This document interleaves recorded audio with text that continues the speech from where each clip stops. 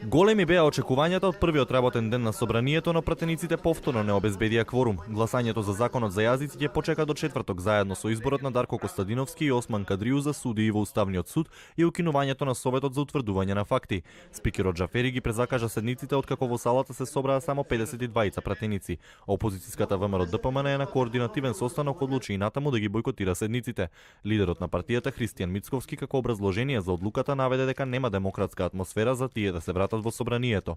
12% од пратеничката група на ВМРО ДПМН се уште се наоѓа во притвор.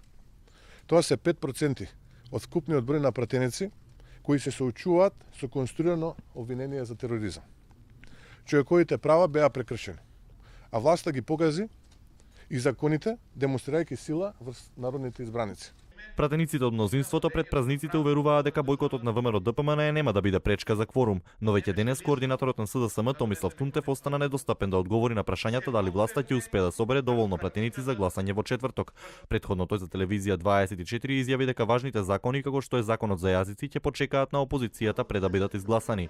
На почетокот на седницата Џафери извести и дека пратеникот Јусуф Хасани од Демократската партија на турците ја напушта коалицијата со ВМРО ДПМН, а ќе настапува како независен пратеник.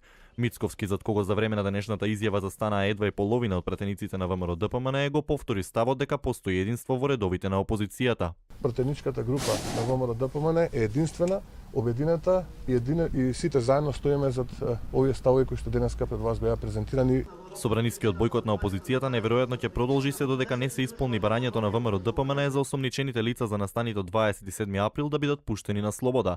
На одлуките за продолжување на притворите пристигнаа вкупно 16 жалби во апелација и се дадени на мислење во вишото јавно обвинителство, но за нив се уште нема одговор.